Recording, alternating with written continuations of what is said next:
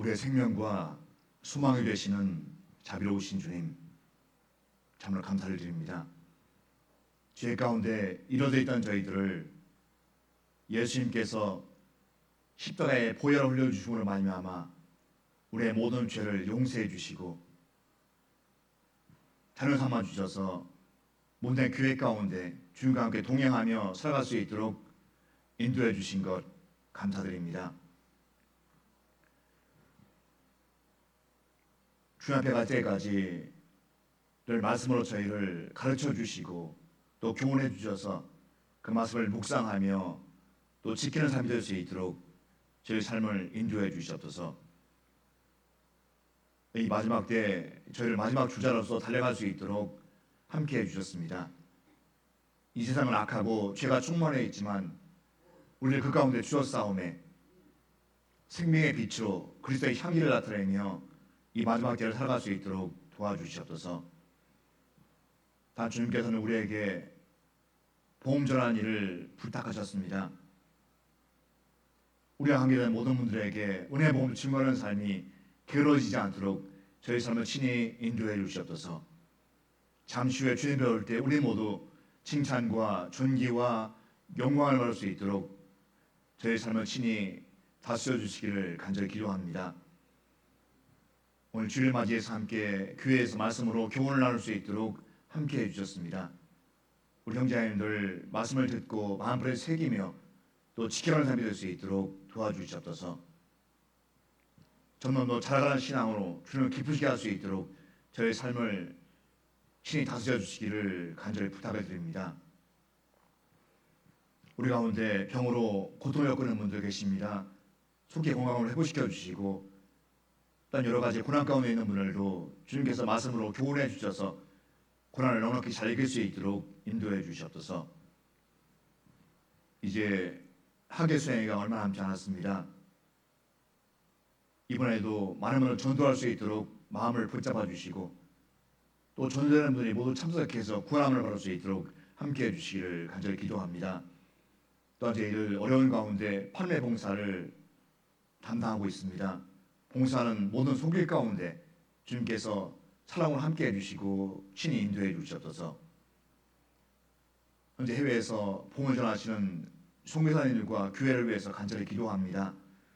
많은 고난과 핍박과 어려움이 엄습할지라도 늘 십자가의 은혜를 바라보며 잘 감당할 수 있도록 도와주시고 더욱더 교회가 든든히 세워져 갈 수 있도록 함께해 주시옵소서. 오늘도 모든 것 주 성령님께만 친히 부탁을 드립니다. 우리 모든 분들에게 은혜 시간 될 수 있도록 함께해 주시옵소서. 우리를 사랑하시는 예수님의 이름으로 기도드렸습니다. 아멘. 성경 히브리서 1장 찾겠습니다.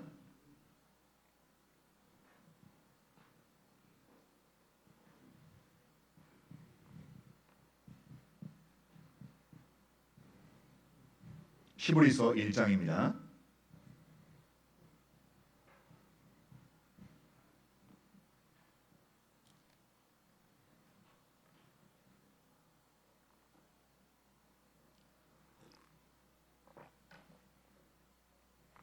히브리서 1장 3절입니다.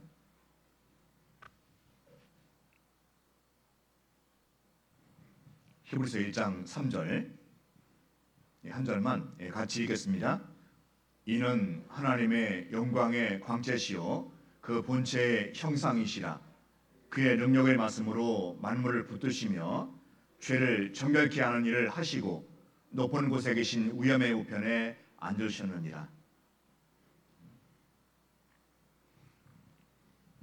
이 땅에 살고 있는 많은 사람들 가운데 우리 그리스도인들은 복음을 깨달은 분들은 우리 시대를 잘 알고 있습니다. 어떤 시대인지 알고 있고 또 어떻게 이 시대를 살아가는지도 잘 알고 있습니다. 우리 모든 분들이 느끼게 보셨겠지만 6월달인데 불구하고 너무 더운 날씨가 계속 연속되고 있습니다. 우리 그리스도인들은 이것을 보면서 마지막 때인 것을 더욱더 실감을 하고 잘 준비하는 그런 하루하루가 되었으면 좋겠습니다. 그리고 아직 구원하지 못한 우리 가족들과 우리 친제들, 회사 동료들에게 복음을 전할 수 있는 그런 마음들이 많았으면 참 좋겠습니다. 그리고 이제 제일 중요한 학예 수행회가 이제 얼마 남지 않았습니다. 간절히 기도하는 영혼들 더욱더 간절히 기도할 수 있도록 준비하시고 또 함께 서로 연락해서 또 모든 분이 참석해서 구마할 수 있는 그런 귀한 시간 되었으면 좋겠습니다. 오늘부터 한 몇 주간 동안 될지는 모르겠는데요. 예수님의 마지막 유언의 말씀을 좀 상고해 보려고 합니다. 우리도 이 땅에 인생을 살면서 많은 매개체를 통해서 다른 사람들의 유언의 글을 읽을 때가 있고 들을 때가 있습니다. 그분이 하는 말들을 가만히 보면 인생을 살아오면서 가장 필요한 말일 겁니다. 그리고 후손들에게, 자손들에게 꼭 들려주고 싶은 말일 겁니다. 그 유언의 내용을 가만히 듣다 보면 우리 자신도 숙연해지게 됩니다. 그리고 내 자신도 한번 돌아봅니다. 나는 어떤 유언의 내용을 남길 수 있을까? 그리고 한번 생각해보고 또 준비하는 그런 시간이 될 수 있습니다.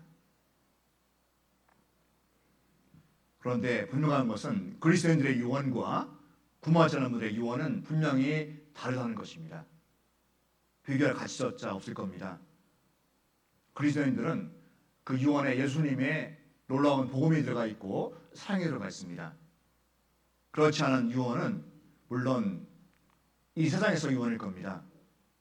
분명히 차이가 있을 겁니다. 그렇다면 나는 죽기 전에 어떤 유언을 남겨야 될까? 한번 생각해보는 것도 필요합니다. 그걸 생각해보고 준비할 수 있는 시간이 주어졌잖아요. 더욱더 남은 기간을 성실히 또 보람 있게 살 수 있을 것입니다. 특별히 오늘은 예수님의 유언의 말씀에 7마디가 있습니다. 함께하는 것을 가상 7언이라고 얘기를 하는데 가상, 십자가 위에서 7언 7마디 말씀입니다. 순서대로 기록되어 있는데요. 가만히 보면 그때 예수님의 상황을 생각해 보면 보통 상황이 아닙니다. 오전 9시에 못 박히신 예수님 오후 3시에 운명하셨습니다. 그런데 3시 전에 거의 운명하시기 전에 7마디 말씀을 하신 것입니다. 어떤 상태일까요?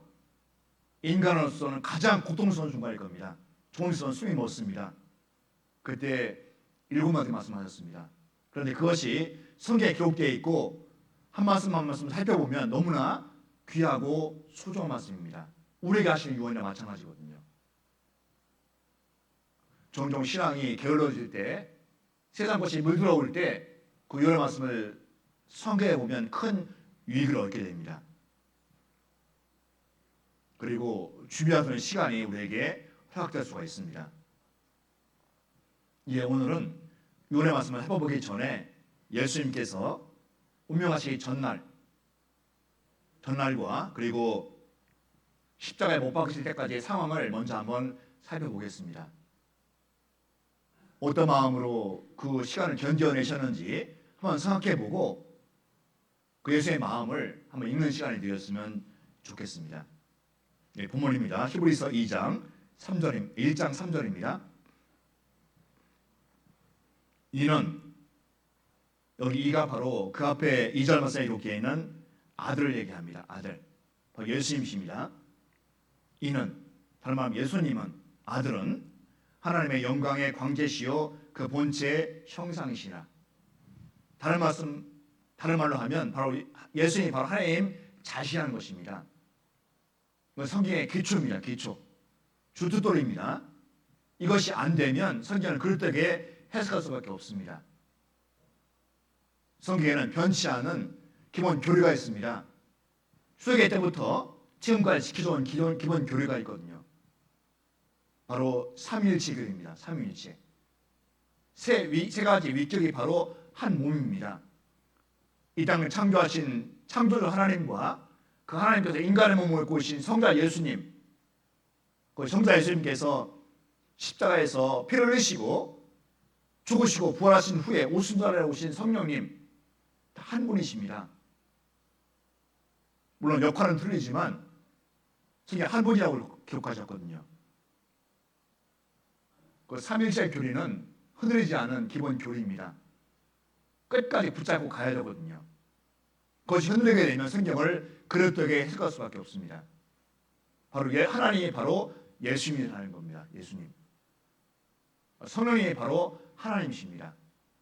지금도 우리 가운데 계십니다. 내 안에 계십니다.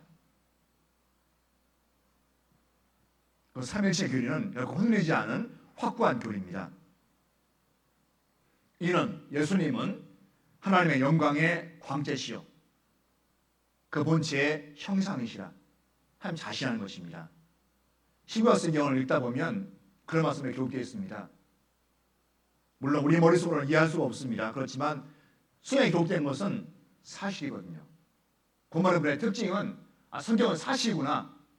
거기에 토를 달지 못합니다. 물론 내가 이해가 안 돼서 못 믿는 것은 있을지 몰라도 성경은 사실이구나. 그것이 시작이 되어야 됩니다. 물론 의문은 있으나 그래 의심을 하지 않거든요. 그의 능력을 말씀으로 만물을 붙드시며 이 천지 만물은 이 말씀대로 움직이십니다. 말씀대로. 세상 사람들은 그것을 알지 못합니다. 우리도 그랬습니다. 고맙게 전에는 저절로 우연히 모든 일이 진행되는 것이냐. 만약에 저절로 우연이라는 말이 사실이라면 이 대우주는 질서정연하지 않습니다. 뒤죽박죽이 되어야 됩니다. 이 천재 만물은 다 뒤죽박죽이 되어야 되거든요. 질서정연한 것이 아니어야 맞습니다. 그런데 가만히 보면요. 우주의 대우주의 법칙들 가만히 보면 질서정연합니다. 또 한 분이 이끄는 것 같잖아요. 세상 사람은 그것을 알지 못합니다. 알려고 하지 않습니다. 우리는 분명히 압니다. 창조주 하나님께서 모든 것을 다 다스리시는구나. 그것을 알게 됩니다. 그것을 알게 될 때 우리 인생의 참 의미를 깨닫게 됩니다. 내가 이 땅에 왜 태어나는지, 왜 사는지를 분명히 알게 됩니다. 그의 능력을 말씀으로 만물을 붙드시며 죄를 정결케 하는 일을 하시고 높은 곳에 계시는 위엄의 우편에 앉으시느니라. 참 중요한 말씀이 있는데요. 죄를 정결케 하는 일을 하시고 정결케 깨끗게 하는 일을 하시고입니다. 하실 것이가 아니고 하실 것이고가 아니고 하시고입니다. 과거 완료입니다. 예수님께서는 이를 위해서 이 땅에 33년간의 생애를 사셨습니다. 죄를 정결케 하는 일을 하셨습니다. 이 땅의 모든 사람들의 죄입니다. 내 죄도 그 안에 포함되어 있습니다. 다른 말로 하면 나의 모든 죄를 없이 하는 일을 하셨습니다. 이것이 복음이거든요. 이 성경 한 권은 이 사실을 증거하기 위해서 기록된 것입니다. 죄를 정결케 하는 일을 하시고 예수님께서 이 땅에 오신 목적입니다. 그렇게 하셨습니다. 높은 곳에 계시는 위엄의 우편에 앉으시느니라. 예수님의 죽음과 부활은 구원의 두 가지 중요한 근거가 됩니다. 부활까지 포함이 됩니다. 죽음과 부활입니다. 정확히 하는 일 하시고 죽음이잖아요. 그 다음 말씀 높은 곳에 계시는 위엄의 우편에 앉으시느니라. 부활하셨습니다. 우리가 집회 때마다 다루는 말씀이 요한복음 19장 30절입니다.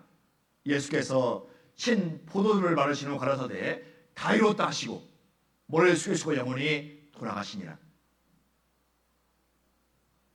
다 이루었다. 무엇을 다 이루었습니까? 무엇을? 여기 그 해답이 바로 히브리서 1장 3절입니다. 죄를 정확히 하는 일을 하시고 다 이루신 것입니다. 연결이 됩니다.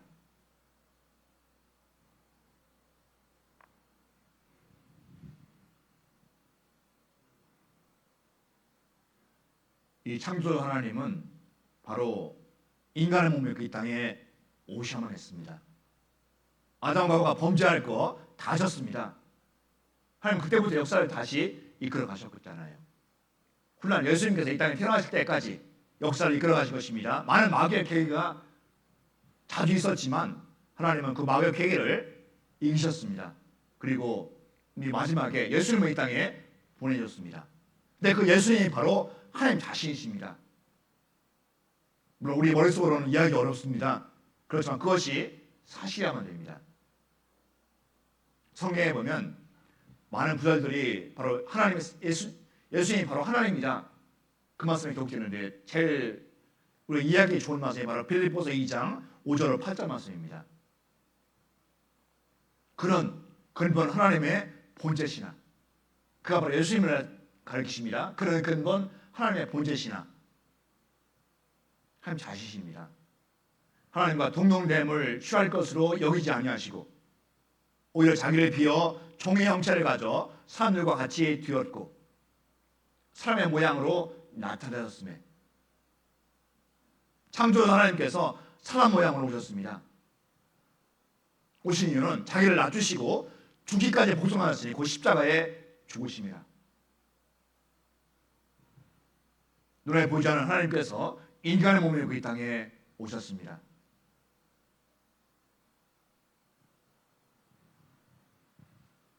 이 마태복음 1장 말씀에 보면 어떻게 태어나셨는지 잘 기록되어 있잖아요. 예수 그리스도의 나심은 이러하니라. 그 모친 마리아가 요셉과 정혼하고 동거하기 전에 성령으로 잉태된 것이 나타났더니,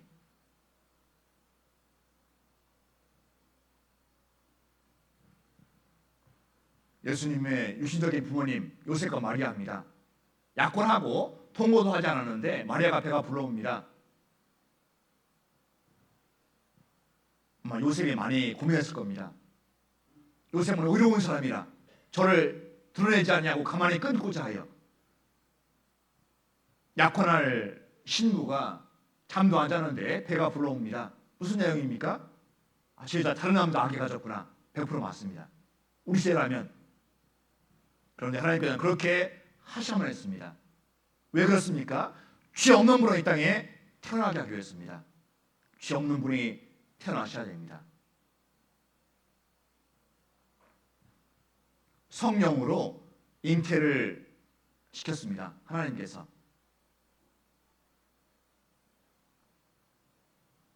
다윗 사손 요셉아, 네 안에 마리아 데려오기를 무서워 말라. 저에게 잉태된 자는 성령으로 된 것이라. 아들을 낳으니 이름을 예수라 하라. 이는 그가 자기 백성을 저희 죄에서 구원한 자심이라. 예수님 갑자기 하늘에 떨어진 것이 아닙니다. 마리아의 태를 통해서 이 땅에 태어나셨습니다. 저에게 잉태된 자는 성령으로 된 것이라. 각 이름까지 지어주십니다. 이름을 예수라 하라. 예수라는 뜻이 바로 구원이라는 뜻이잖아요. 이는 그가 자기 백성을 저희 죄에서 구원한 자이십니다. 예수님은 우리를 구원하기 위해서 이 땅에 태어나셨습니다. 그 일을 위해서 33년의 생애를 사신 것입니다. 그냥 말로만 구원한다는 것이 아니라 하나님께서 계획하신 구원의 방법대로 행하셔야 되잖아요. 하나님도 말씀으로 이끌어가셨습니다. 말씀에 밀대는 것은 하나도 하지 않으셨잖아요. 예수님께서 우리를 위해서, 나를 살리기 위해서 33년간의 생애를 사셨다는 것, 가만 생각해보면요, 너무나 감동입니다. 큰 기쁨이고 행복이잖아요. 창조주 하나님께서 나를 위해서 33년간의 생애를 사셨다. 나를 위해서. 맞습니다. 나를 살리기 위해서 사신 것입니다. 또 마지막에는 십자가에서 피를 흘리셨습니다. 그 피가 바로 창조주 하나님의 피라고 사도행전 20장 28절에 말씀하십니다. 하나님의 피로 사신 교회를 치게 하셨느니라. 하나님의 피로 사신 교회. 하나님의 피와 우리가 바꿨잖아요. 우리와. 그래서 가장 귀중한 분이 누굽니까? 구원 받은 분들입니다. 이 땅에서 80억 인구가 살고 있지만 하나님께서는 이 구원 받은 분들 놓지 않습니다. 왜 놓지 않습니까? 하나의 보혈과 바꾼 분들이잖아요. 놓지 않습니다. 우리 안에 와 계셔서 힘을 주시고 주님 뜻 가운데 살게 도와주시잖아요. 그 느끼는 것이 신앙생활이고 행복한 생활입니다. 우리는 자주 내 안에 있는 성령님을 의식해야 됩니다. 의지해야 됩니다. 우리는 우리의 구원받는 것은 영혼의 구원받는 것입니다. 믿음에 걸고 곧 너 영혼이 구원을 받습니다. 육신은 그대로 살아갑니다. 물론 그전의 육신이 아닙니다. 주에 대해서 깨끗한 육신이거든요. 주의 보시기에는. 그런데 우리 마음은 그대로 있습니다. 세상 좋아하고 죄 지는 거 좋아하고 주님이 싫어하시는 거 하기를 좋아하고 마귀의 베개를 따라하고 싶고 우리 마음에 있잖아요. 그런데 전에는 그랬지만 이제는 그것이 얼마나 무서운 일인지는 알고 있습니다. 그것을 행하는 것이 주님은 얼마나 아프게 하는지는 우리는 알고 있거든요. 우리는 힘이 미약합니다. 죄 넘어지기도 하고 죄 빨기도 하지만 주님 의지하고 다시 일어서잖아요. 내 안에 계신 성령님 자주 우리가 확인해야 됩니다. 자주. 그리고 의지해야 됩니다. 손잡아야 됩니다. 우리는 할 수 없습니다. 하나님께서 도와주십니다. 그것이 신앙생활이거든요. 예수님께서는 십자가에 운명하시기 전날 제자들과 함께 만찬을 가셨습니다. 만찬. 최애 만찬이잖아요. 최애 만찬. 우리는 그 그림을 보면서 대충 알 수가 있는데요. 이스라엘 유대인들은 식사하는 방법이 우리랑 틀립니다. 우리가 보기에는 되게 건방져 보이거든요.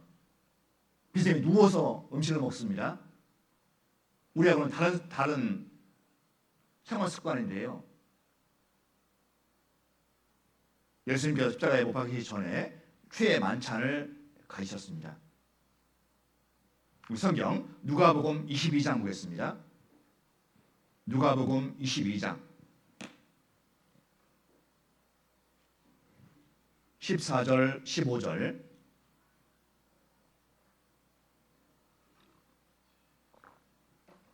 누가복음 22장 14절 15절입니다.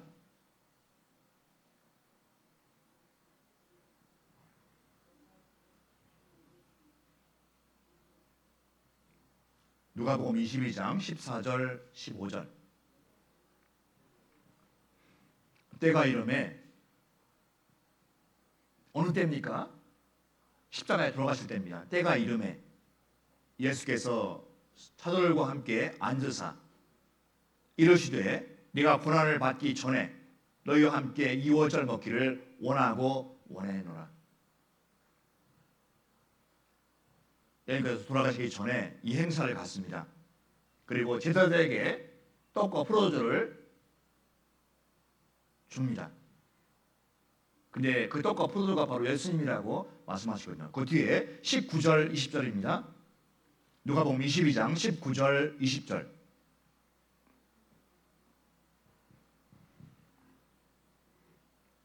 20절 말씀은 한번 같이 읽겠습니다.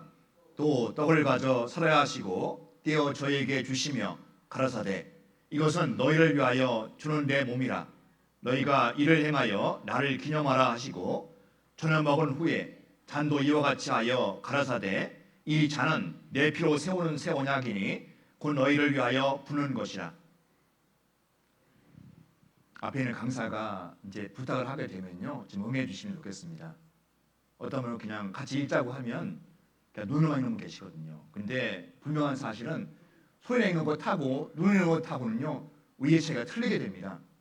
혼자 계실 때, 가정 혼자 계실 때 손에 내서 읽으십시오. 그럼 더 기억에 남습니다.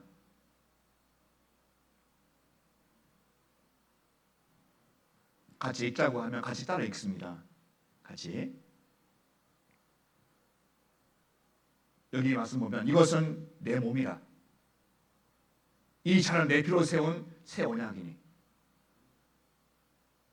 주님께서는 십자가 돌아가기 전에 제자들과 함께 성만찬을, 최애 만찬을 가지셨습니다.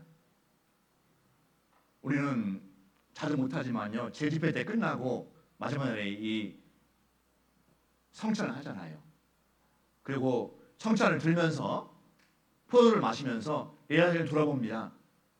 잘못 살아온 것이 있다면 돌이키고, 그리고 예수님의 사랑을 기억하고 그 복음을 위해서 힘차게 달려가야겠다, 그런 다짐의 시간이거든요. 옛날 이스라엘 백성들이 옷탄에 술을 달았듯이 우리에게도 필요합니다. 그런 의식들이. 그리고 그 후에는 겟세마네에 가셔서 간절한 기도를 하고 계십니다. 간절한 기도. 5시간 한번 보겠습니다. 누가복음 22장 42절입니다. 42절. 누가복음 22장 42절. 가라사대 아버지여, 만일 아버지의 뜻이거든 이 잔을 내게서 옮기시옵소서. 그러나 내 원대로 마옵시고 아버지의 원대로 되기를 원하나이다 하시니, 예수님께서 실제로 이렇게 기도하셨습니다. 의사 누가는 이 사회에 자세히 기록하고 있거든요. 어떤 마음이실까? 예수님이 조금 있으면 십자가에 달리십니다. 조금 있으면. 그 예수님은 그 십자가의 고통을 다 아셨습니다. 간혹가다가 상담할 때 보면 어떤 분은 예수님 하나님이니까 고통 없으시겠다고, 천만의 말씀입니다. 똑같은 고통을 다 겪으셨습니다. 인간이 당해야 할 고통을 다 겪으셨습니다. 우리를 위해서. 고통이 얼마나 큰지를 아십니다. 아버지여, 이 잔을 내게서 옮기시옵소서. 그 고통을 알지 못하면 이렇게 기록 안 하시거든요. 이 잔, 바로 십자가입니다. 십자가의 고통. 짧은 고통이 아니라 6시간의 고통이잖아요. 6시간. 내가 달릴 십자가입니다. 내 작은 죄 때문에, 홀연한 죄 때문에 달려야 십자가. 예수님께서 대신 달리셨습니다. 아버지여, 이 잔을 내게서 옮기시옵소서. 무슨 말씀이냐면 너무 고통스러워서 십자가에 못 박히겠습니다. 그런 의미입니다. 그렇다면 우리는 아무런 소망이 없습니다. 이 세상 가운데 우리를 구원하실 분이 단 한 분밖에 없거든요. 죄 없으신 분입니다. 하나님이 직접 인간의 몸으로 입고 오시면 되잖아요. 예수님이 그를 하지 않으시면 우리는 아무런 소망이 없습니다. 우리를 또 아십니다. 그러나 내 원대로 마옵시고 아버지의 원대로 되기를 원하나이다.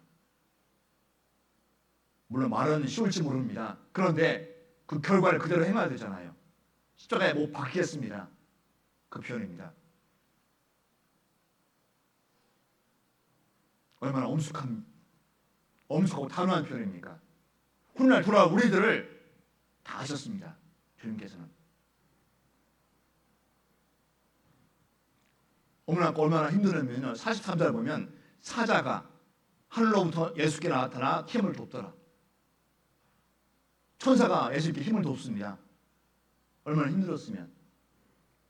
그리고 44절 말씀과 같이 예수께서 힘쓰고 애써 더욱 간절히 기도하시니 땀이 땅에 떨어지는 피방울 같이 되더라. 힘쓰고 애써 더욱 간절히, 아마 최대의 표현인 겁니다. 한 가지 일에 혼신을 다 내어주는 거잖아요. 힘쓰고 애써 더욱 간절히. 예수님께서 십자가에 못 박히기 전에 이 마음 한번 헤아려봐야 됩니다. 이 마음 어떤 마음이실까? 그리고 나와 연관을 시켜야 됩니다. 나를 얼마나 사랑하실까? 그건 신앙생활 시작이잖아요.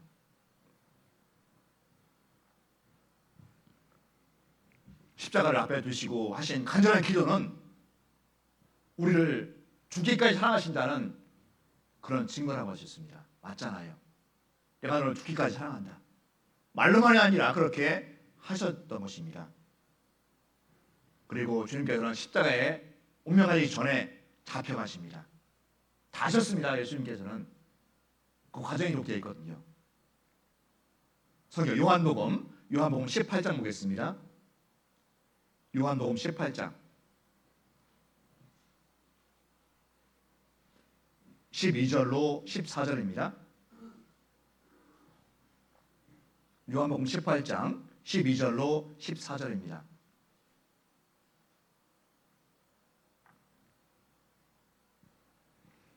이에 군대와 천무장과 유대인의 하석들이 예수를 잡아 결박하여 먼저 안나스에게로 끌고 가니 안나스는 그 해의 대제사장인 가야바의 장인이라. 가야바는 유대인들에게 한 사람이 백성을 위하여 죽는 것이 유익하다 권고하던 자로라. 예수님께서는 잡히셨습니다. 그리고 대제사장 가야바의 집으로 가셨습니다. 누가복음 22장 54절에 이렇게 됐습니다. 예수를 잡아 끌고 대제사장의 집으로 들어갔세. 베드로가 멀찍이 따라가니라. 베드로가 멀찍이 따라가니라. 사실입니다. 근데 우리 여기서 중요한 교훈을 얻을 수가 있습니다. 베드로가 누굽니까? 수제자입니다. 물불을 안 가리거든요. 예수님이 일하면요 물불을 안 가렸습니다. 먼저 앞서행하거든요. 그런데 그때 베드로는 예수님 기다리지만 예수님 고통을 함께하지 않았습니다. 멀찍이 따라가니라. 가까이 따라가는 것이 아니라 멀찍이 따라갑니다. 멀찍이. 여기서 우리는 교훈을 받을 수가 있거든요. 예수님과 가까이 하지 않으면 신앙이 뒤처질 수가 있습니다. 침체될 수 있습니다. 가까이 따라가지 않으면. 따라서 우리는 우리의 몸이 예수님으로부터 멀어질 것을 늘 경계해야 됩니다. 늘. 실패의 시작이거든요. 우리의 몸과 마음이 예수님으로부터 멀어집니다. 점점 마귀가 그것을 잘 알잖아요. 이용을 할 겁니다. 귀에 못 나오게 하고 세상 좋아하게 만들고 마귀가 손잡고 살게 만듭니다. 지금도 그런 일을 경험하고 있잖아요.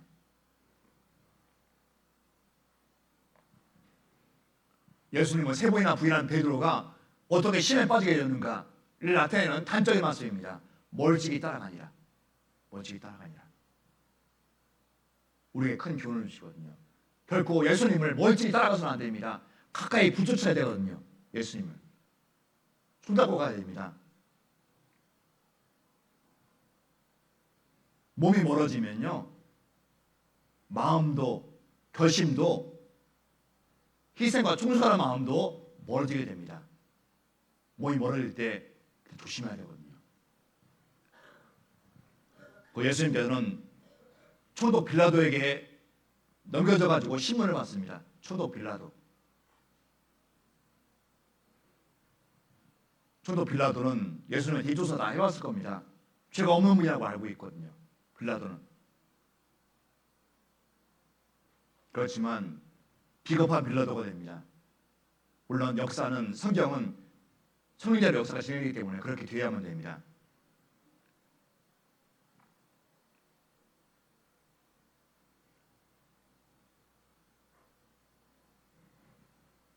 한번 찾아보겠습니다. 마가복음 15장 보겠습니다. 마가복음 15장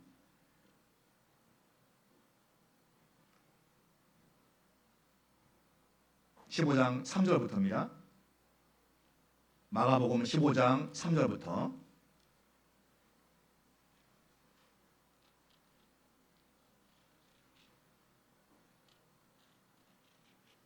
마가복음 15장 3절부터입니다.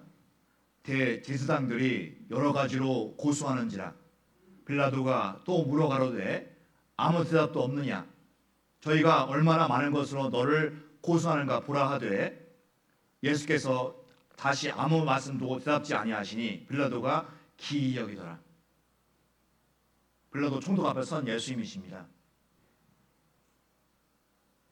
그 다음 분에는 헤롯의 신문을 받습니다. 헤롯.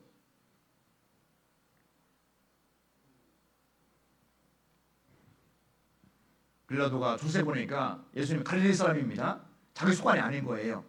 그래서 헤롯에게 헤롯의 관할이 틀리거든요. 헤롯에게 보냅니다.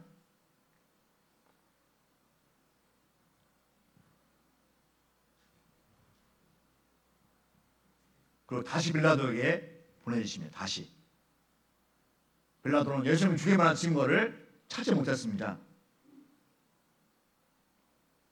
헤롯은 빌라도 그렇고 근데 자기가 처리할 수 있는 곤란한 문제를 피하기 위해서 다시 빌라도에게 보내게 됩니다.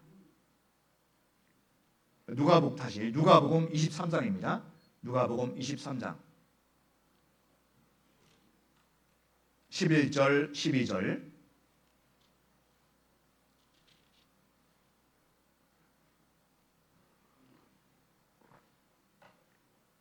누가복음 23장 11절 12절. 이 말씀 한번 같이 읽겠습니다. 헤롯이 그 군병들과 함께 예수를 업신여기며 희롱하고 빛난 옷을 입혀 빌라도에게 도로 보내니 헤롯과 빌라도가 전에는 원수였으나 당일에 서로 친구가 되니라. 헤롯은 자기의 책임을 회피하기 위해서 다시 빌라도에게 보냅니다. 그런데 헤롯과 빌라도가 전에는 원수였지만 예수를 죽이는 것 하나에 대해서는 바로 마음이 맞거든요. 친구가 되니라고 말씀하십니다. 그리고 예수님께서는 빌라도에게 사형 선고를 받습니다.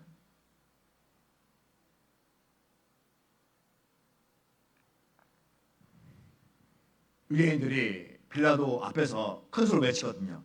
십자가에 못 박게 하소서. 주님께서는 성경에 기록된 대로 골고다 언덕으로 가셔서 십자가에 못을 박게 됩니다. 누가복음 23장입니다. 그리고 23장 33절. 23장 33절.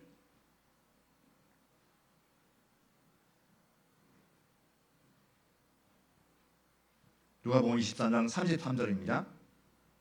해골이라 하는 곳에 이르러 거기서 예수를 십자가에 못 박고 두 행악자도 그렇게 하니 하나는 우편에 하나는 좌편에 있더라.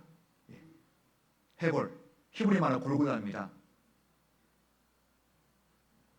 골고다 언덕에서 십자가에 못을 박게 됩니다. 양편의 두 강도 함께 못을 박혔습니다. 그런데 성경에 기록된 대로 한 강도는 예수의 모습을 보고 돌아오게 됩니다.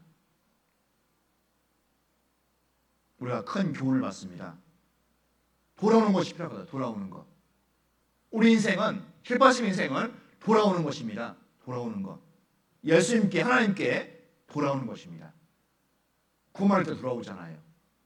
그리고 또 하나는 매일매일 돌아가야 됩니다. 주님께. 우리 육신이 너무나 강하잖아요.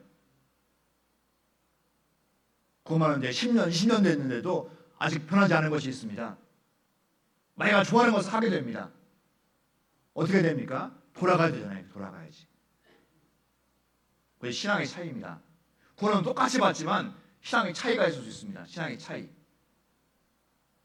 그것이 상급으로 나타나게 되거든요.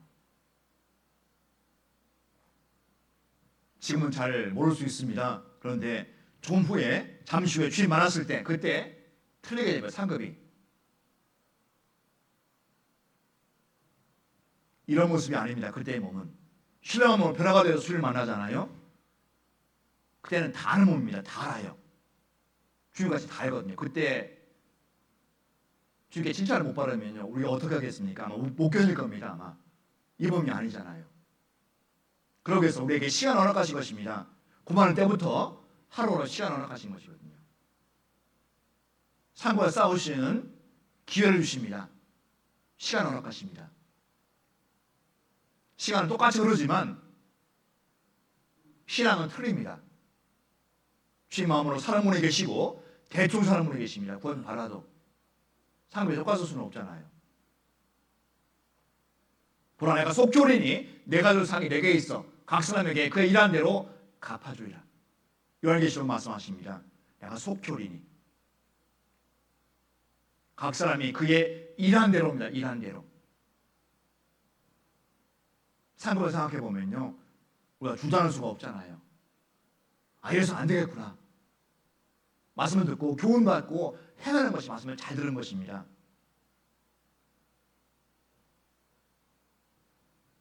그런데 우리는 자꾸 잊어버리잖아요. 그래서 자꾸 묵상하는 것이 필요합니다. 예수님께서 십자가에 못 박혔습니다. 그 시간이 성경에 기록되어 있습니다. 성경 마가복음 15장입니다. 마가복음 15장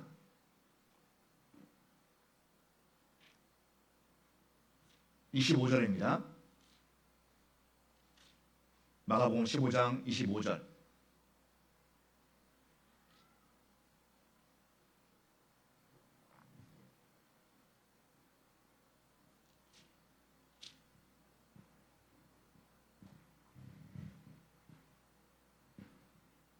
(24절) 25절입니다. 십자가에 못 박고 그 옷을 나눌세 누가 어느 것을 얻을까 하여 제비를 뽑더라. 25절 말씀은 같이 읽겠습니다. 때가 제3시가 되어 십자가에 못 박으니라. 제3시. 성경에 보면 유대 시간과 헬라 시간이 혼동되어 있습니다. 구별 잘 해야 되거든요. 이것이 유대 시간인지 아니면 그리스 헬라 시간인지. 이 오전 여기 보면 제3시는 바로 오전 9시를 얘기합니다. 오전 9시. 오전 6시에 빌라도 법정으로 끌려가셨습니다. 그 3시간 동안 신문을 받으시고 오전 9시 십자가에 못 박으십니다. 오전 9시에. 그리고 오후 3시까지 십자가에 매달려 계십니다. 그 뒤에 33절입니다. 33절, 34절. 마가복음 15장 33절, 34절입니다. 제6시가 되매. 제6시는 바로 정오입니다. 낮 12시입니다. 정오. 제6시가 되매 온 땅에 어둠이 임하여 제9시까지 계속하더니 제9시는 오후 3시를 얘기합니다. 보통 우리가 알고 있는 것이 오전 9시에 못 박히신 예수님 6시간의 고통을 받으시고 오후 3시에 운명하셨습니다. 여기 말씀 그대로입니다. 34절 제9시 오후 3시입니다. 제9시에 예수께서 크게 소리 지르시되 엘리 엘리 라마 사박다니 하시니 이를 번역하면 나의 하나님 어찌 나를 버리셨나이까 하는 뜻이라.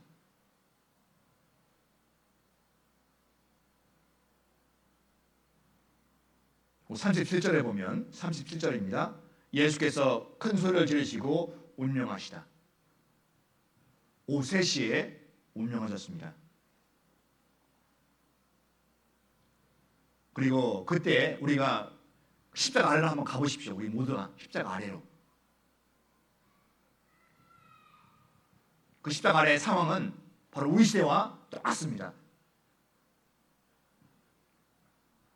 어떤 사람이 있었냐면 그 십자가 주위에는 구경하는 백성 구경합니다. 그것을 예수님 십자가 못 박힌 것을 구경합니다. 그리고 비우는 관원이 있습니다. 비우는 관원. 내가 하나님의 아들이든 내려와 봐. 비우는 관원. 그리고 희롱하는 군병이 있습니다. 구경하고 비웃고 희롱합니다. 한번 볼까요? 누가복음 23장입니다. 누가복음 23장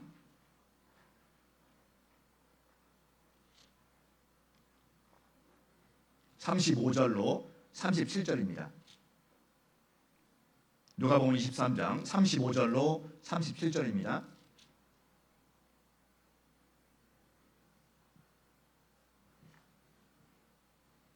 누가복음 23장 35절로 37절입니다. 백성은 서서 구경하며 관원들도 비웃어 가로되 저가 남을 구원하였으니 만일 하나님의 택하신 자 그리스도이든 자기도 구원할지어다 하고 군병들도 희롱하면서 나와 흰 포도주를 주며 가로되 네가 만일 유대인 왕이어든 내가 너를 구원하라 하더라. 얼마나 무지합니까? 얼마나. 예수님이 누구신지 모르시는 거예요. 나와 무슨 관계인지를 알지 못하는 거예요.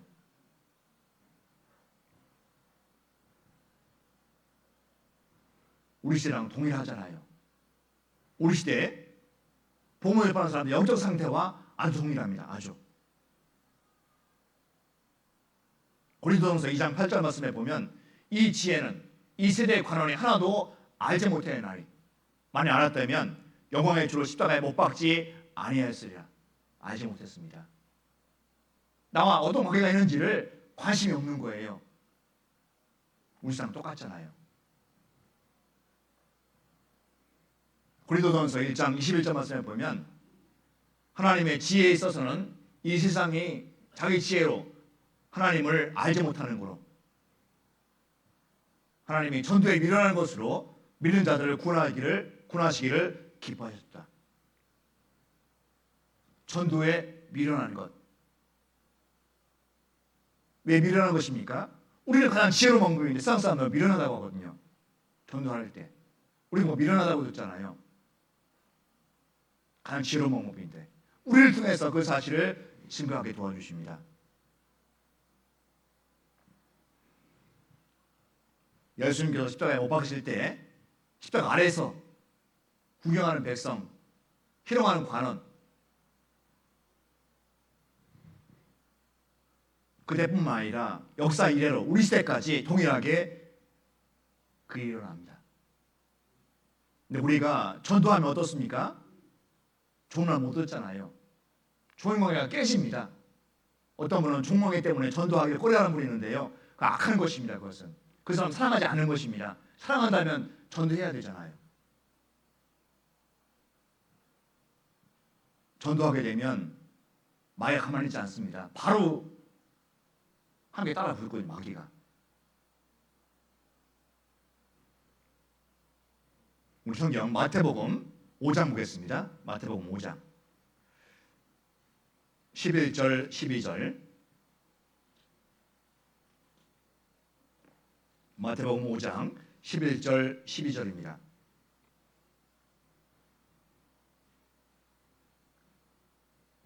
나를 인하여 너희를 욕하고 핍박하고 거짓으로 너희를 거스려 모든 악한 말을 할 때에는 너에게 복이 있나니 기뻐하고 즐거워하라.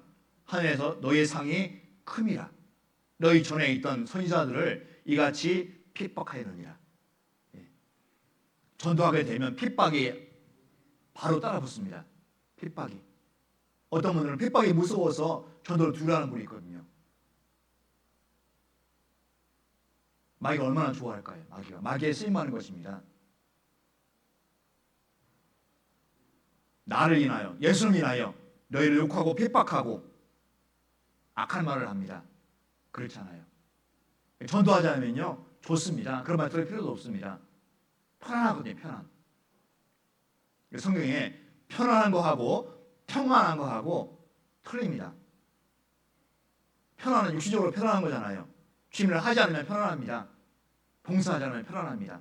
모임도 안 나가고 간정도 안 하고 전도 안 하고 교회 가끔씩 나오고 그러면 편안하거든요. 평안은 없습니다. 절대로. 평안은 힘들어도 평안하거든요. 힘들어도. 신앙생활 바쁘잖아요. 힘들잖아요. 그러면 내 마음은 기쁘잖아요. 아, 내가 주님과 함께 동행하는구나. 그 사실 깨달을 때예요. 얼마나 기쁩니까? 속에 감동이 되잖아요. 힘든 일이 있어도 어려움이 있어도 잘 해내보십시오. 기쁘잖아요. 주님께 나를 쓰셔서 감사합니다 주님. 그런 기도가 나오거든요. 그러니까 평안입니다. 그것이 평안. 예수님께서 제자들에게 또는 유대인들에게 평안하니라고 물어보세요. 평안하니요. 우리에도 물어보십니다. 평안하니라고. 편안과 평안을 구별해야 됩니다. 편안한 것이 평안한 건 아니잖아요. 주님을 할 때 힘들고 고난이 닥쳐도 내 마음속은 평안합니다. 그것을 주님께서는 찾기를 바라시거든요. 지금도 하나님에 대한 무지는 우리 그리스도인들을 핍박합니다. 핍박을 감사할 줄 알아야 돼요. 핍박을. 편한 전도 어림도 없습니다. 안 됩니다. 편한 전도라는 말 자체가 성립이 안 됩니다. 편한 전도. 전도하다마자 바로 핍박이 따라붙거든요. 그러니까 가장 귀한 것이잖아요. 가장. 내가 이 땅에 남아있는 이유입니다. 주님 앞에 갈 때까지 내가 해야 할 이유잖아요. 쉽지 않습니다. 미리 겁을 먹고 내가 이번 전도하면 이런 일, 앞으로 일 다 기억이 나잖아요. 아이 전도를 해야 되는데 다음에 하지 뭐. 다른 사람이 하라고 하지 뭐. 그런 마음일 수도 있습니다. 그런데 분명히 그렇게 되면요, 마귀가 내 안에 들어옵니다. 그리고 주임 일, 교회 일, 성경 읽는 것, 지키는 것 아예 관심 없게 만들거든요. 실패할 수가 있습니다. 호세아 4장 6절 말씀에 보면 내 백성이 지식이 없으므로 망하는도다 말씀하십니다. 지식이 없으므로 망한다. 무슨 지식입니까? 세상 지식이 아니라 여호와를 아는 지식입니다. 물론 구원하지 않은 분들 망하지요. 이 구원받는 분들도 주님 지식이 없으면 망하게 됩니다. 왜 망합니까? 마귀한테 쓰임 받잖아요. 주님께 쓰임 받는 것이 아니라 마귀한테 쓰임 받습니다. 구원 받아도 큰일입니다.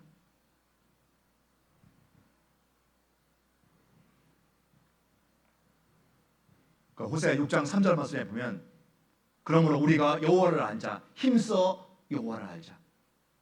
거기 참 힘써라는 말이 있는데요, 저게 큰 교훈이 됐습니다. 그냥 여호와를 알자면 끝나면 되는데 힘써 여호와를 알자. 힘써. 우리의 의지를 요구하십니다. 신앙생활은 그 마음이잖아요. 마음. 만의 성이 읽었다고 내 것이 안 됩니다. 그 말씀을 지켜야 되잖아요.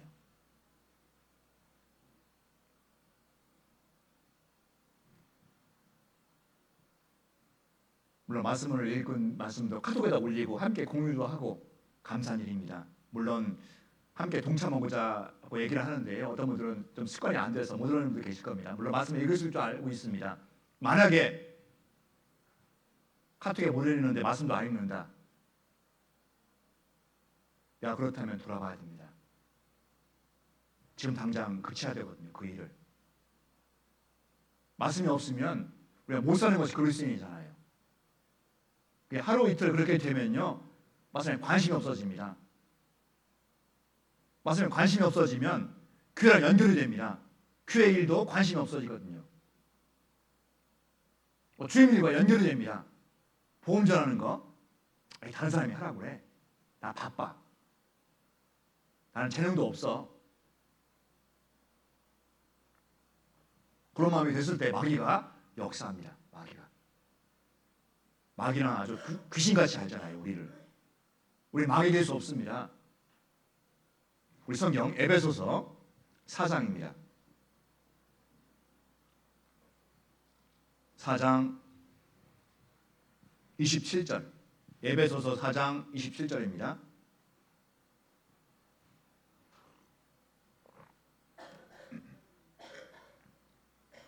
에베소서 4장 27절 같이 읽겠습니다. 마귀로 틈을 타지 못하게 하라. 한 번 더 읽겠습니다. 마귀로 틈을 타지 못하게 하라. 역사 이래로 마귀는 분주히 다닙니다. 지금 마지막 시대에 더 분주히 다니거든요. 우리가 보잖아요. 돈다면서 보잖아요.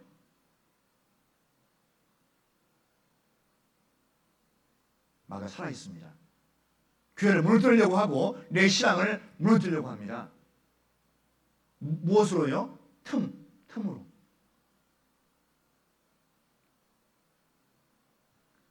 매일매일 말씀을 묵상하는 시간이 없으면 틈이 커질 수밖에 없거든요.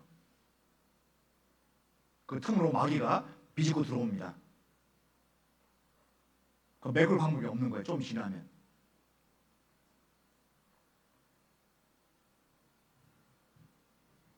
우리는 틈이 있습니다. 틈.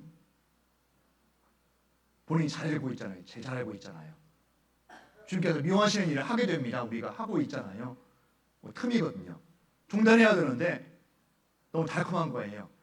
죄에 대한 쾌감, 유혹, 쾌락들, 세상 좋아하는 마음들. 그 틈입니다.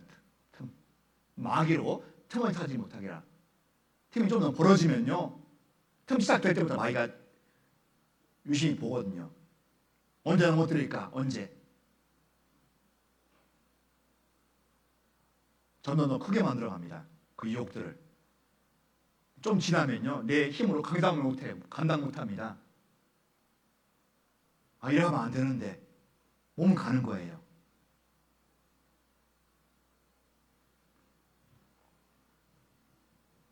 제가 오래전에 청년회 때 함께 교제한 형제가 있습니다. 서울 중앙교회에서 교제할 때. 근데 하루는 안 보이는 거예요. 주일날 전화해도 안 받고. 나중에 전화를 바꿔버렸더라고. 그리고 잊어버렸습니다. 간혹가다 생각이 납니다. 공부할 때. 그 형제 어떻게 지낼까. 그런데 참 감사하게도 학예 수양회 때 그 형제를 봤습니다. 상담 장소에서.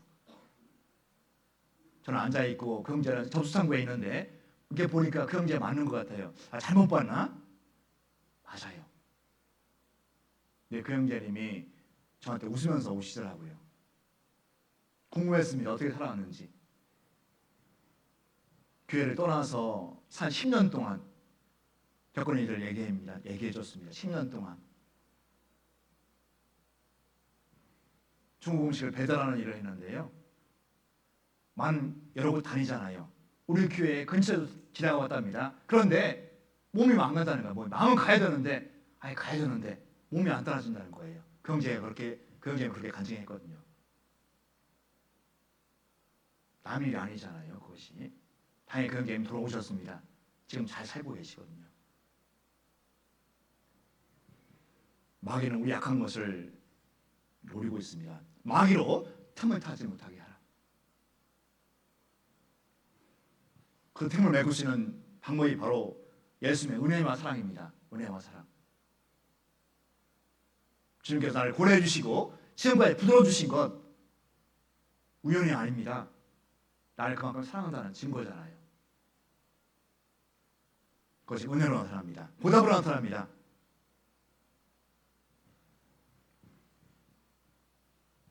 늘 자신을 돌아보고 주의 마음으로 살고 있는지 돌아보고 주님께서 명하신 일을 잘 행하고 있는지 돌아보시고 잘못된 것 있다면 바로 중단해야 되거든요. 마귀는 가만히 있지 않습니다.